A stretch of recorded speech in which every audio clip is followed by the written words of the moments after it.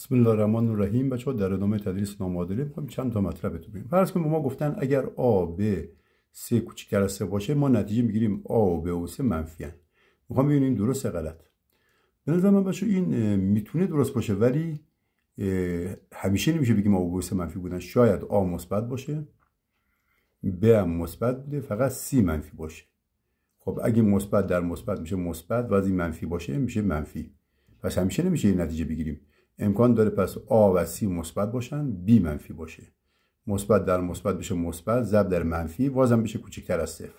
پس آیا ما میشه نتیجه بگیریم هر سه تا منفی ان؟ شاید مثلا یکی از مورداشی باشه که هر سه تا منفی باشن ولی همیشه اینجوری نیست.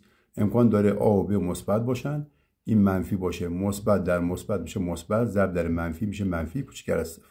یا مثلا بچه‌ها A و C مثبت باشن این منفی باشه مثبت در مثبت میشه مثبت ضرب در منفی کوچیک‌تر از 3 باشه. پس این که بگیم همیشه اینا منفی میشه غلط. پس اینو نمیشه نتیجه بگیریم.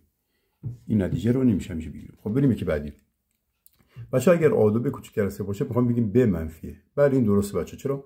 چون هر عدد بچه‌ها با توان 2 همیشه میشه مثبت.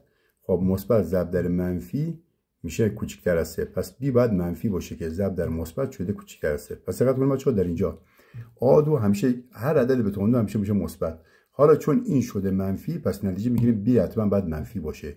چرا؟ چون مثبت فقط در منفی ضرب بشه میشه کوچکتر از 0. پس این که همیشه مثبته هر عدد به توان 2 همیشه مثبت بچه‌ها. شما هر عدد منفی چه منفی چه مثبت به توان 2 میشه مثبت ضرب در منفی کوچکتر از پس B حتما منفی. بریم اینجا بچه‌ها.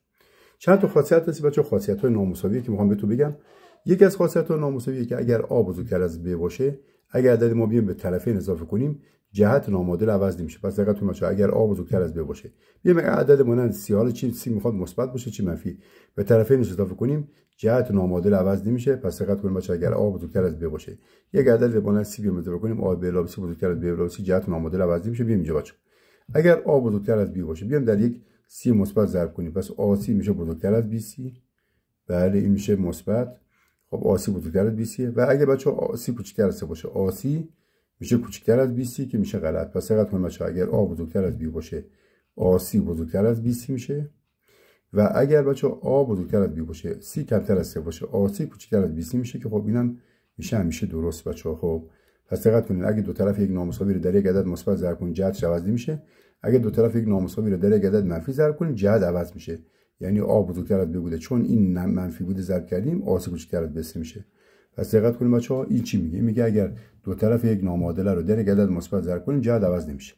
ولی اگه در یک عدد منفی ضرب کنیم بچه‌ها جهت عوض میشه که اینا کلا خاصیت‌های جمع بودن. پس خاصیت‌های نامساوی سه تا بود. یک اگه به طرفین یک عدد اضافه کنیم جهت نامساوی عوض نمیشه ولی اگه ضرب کنیم بستگی به عدد ما داره. اگه عدد ما مثبت باشه جهت نامساوی عوض نمیشه و اگه عدد ما منفی باشه جهت نامساوی بچه‌ها عوض میشه. دیدید که الان جهت نامساوی رو به A بود ولی پشت به A شد. جهت نامساوی چی شد بچه‌ها بگید؟ عوض شد.